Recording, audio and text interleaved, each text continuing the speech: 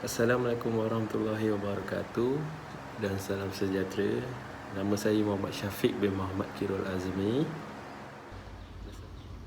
Assalamualaikum warahmatullahi wabarakatuh. Nama saya Nurul Fatihah Ashikin binti Muhammad Syukri. Assalamualaikum warahmatullahi wabarakatuh. Nama saya Nur Azizi binti Syukur. So pada hari ini saya akan terangkan tentang bantuan zakat untuk deposit rumah sewa dan sewa bulanan bagi asnaf.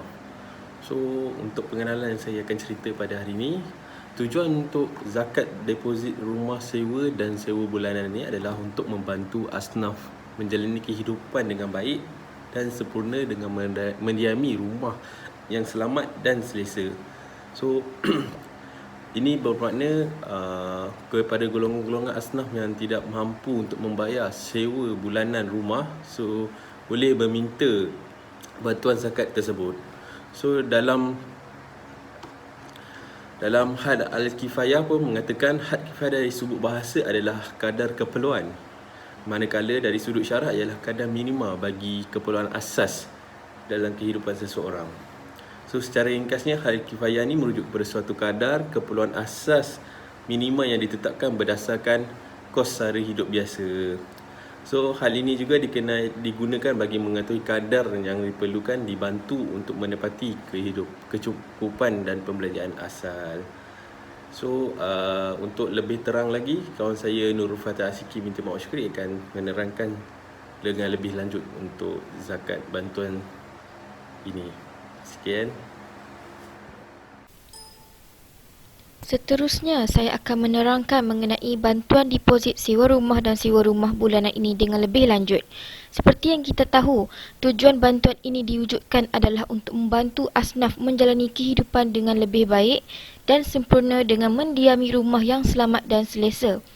Antara syarat umum bagi sesiapa yang ingin memohon bantuan ini adalah: yang pertama, beragama Islam; yang kedua, warga negara Malaysia; yang ketiga, bermastautin di wilayah persekutuan tidak kurang dari 1 tahun dan masih menetap di wilayah persekutuan tersebut; yang keempat, tertakluk kepada pengiraan had al-kifayah. Bagi dokumen yang diperlukan untuk memohon bantuan tersebut ialah: yang pertama, borang permohonan; yang kedua, satu keping gambar pemohon berwarna berukuran pasport dan menutup aurat bagi yang perempuan. Seterusnya, satu salinan kad pengenalan, iaitu salinan kad pengenalan pemohon, suami, isteri dan anak-anak. Bagi anak-anak pula, ia tidak termasuk yang telah berkahwin mahupun yang bekerja. Satu salinan penyata gaji atau pencen mahupun perkeso perlu disertakan. Bagi yang tiada slip gaji, perlu mengemukakan surat akuan sumpah pendapatan terkini suami dan isteri yang dikeluarkan oleh Pesuruhjaya Sumpah.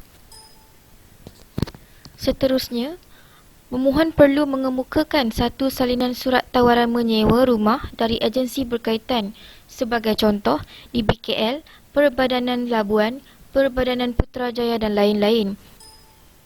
Seterusnya, satu salinan kad pengenalan pemilik rumah bagi permohonan sewaan individu perlu disertakan. Selain itu, satu salinan surat perjanjian sewaan bagi permohonan sewaan individu dan satu salinan penyata akaun ataupun surat pengesahan akaun Bank Islam Malaysia Berhad yang menunjukkan maklumat pemilik rumah dan transaksi terakhir dan ataupun terkini.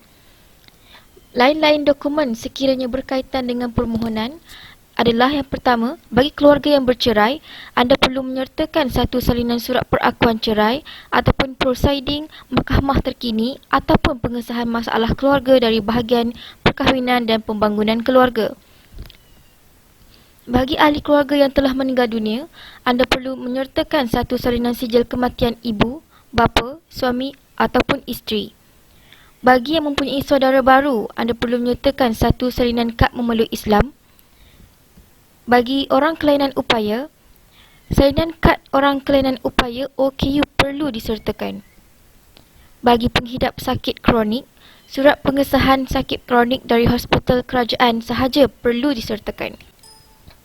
Bagi yang sedang mengikuti pengajian di IPT, satu salinan pengesahan pengajian, kad pelajar ataupun surat tawaran belajar perlu dikemukakan.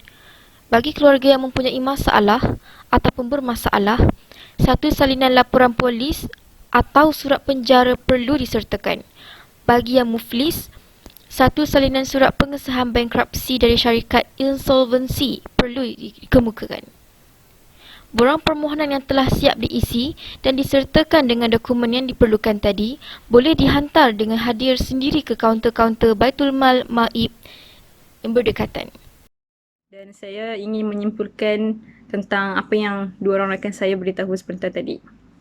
Okey, kesimpulannya di sini, kepada sesiapa yang ingin memohon bantuan zakat deposit sewa rumah, anda bolehlah melayari laman web ataupun portal zakat di negeri masing-masing. Antara syarat kelayakan yang boleh anda pohon ini adalah beragama Islam, berwarga negara Malaysia dan juga bermastautin sekurang-kurangnya 1 tahun di tempat tersebut. So kiranya kalau sesiapa yang ingin memohon ini, boleh terus ke kaunter zakat di tempat anda ataupun anda melayari portal zakat tersebut. Selamat mencuba.